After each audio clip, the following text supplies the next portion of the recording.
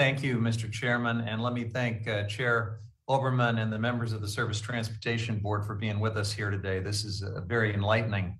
I'd like to use my time on a slightly different subject.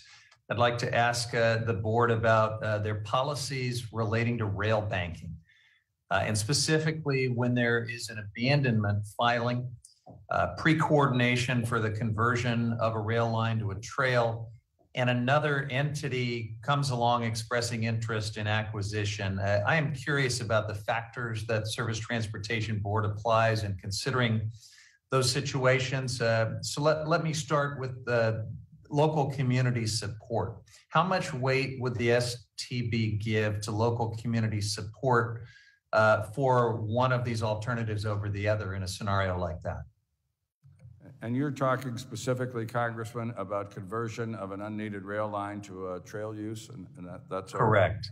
Well, we always hear and listen very intently to communities. I think there's generally a lot of support on the board. I certainly support the concept of being able to convert rail lines for trail use. It's good for the environment. It's good for the local population.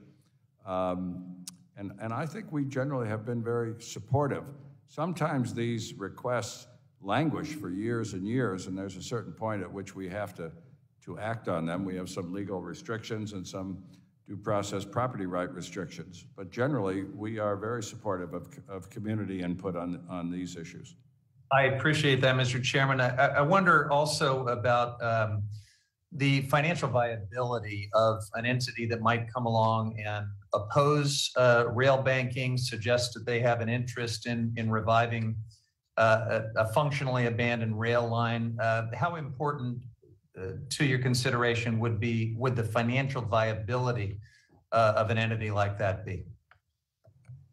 You're saying of a line that has been discontinued, but then an entity wants to reinstate it for rail service? Yeah, and is opposing the rail banking alternative.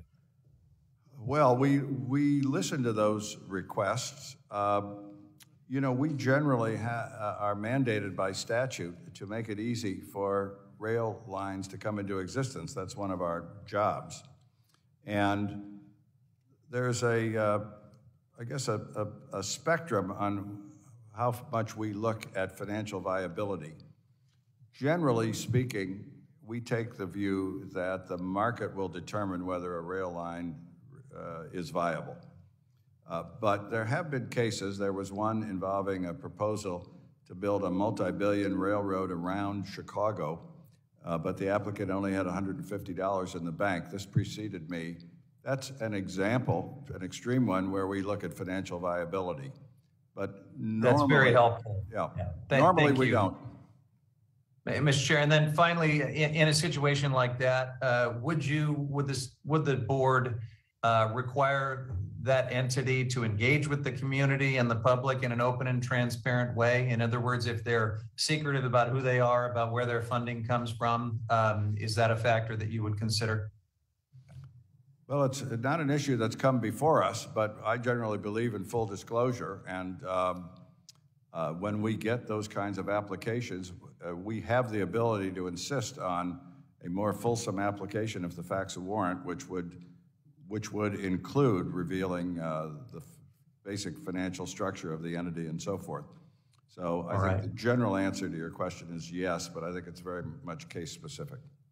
Mr. Chairman, I really appreciate that. I do believe that where existing rail lines can continue to be used for rail, they should be, and where abandoned lines can be brought back into rail service in a way that makes economic sense and has public support, that should happen too.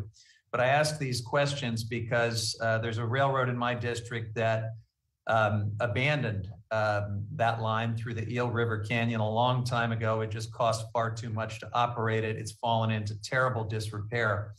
And that incumbent railroad and local communities have struck a deal to do something that does make sense, to create the 320-mile Great Redwood Trail, the longest continuous rail bank trail in America. And just as the Surface Transportation Board was considering the application for abandonment, a very shadowy LLC came along to propose an interest in taking it over for a coal export scheme that is very unlikely to happen, certainly is at odds with the climate policies expressed by the administration and Secretary Buttigieg. So I just hope that these factors will be on your mind as you discharge your responsibility, and very much appreciate the hear from you.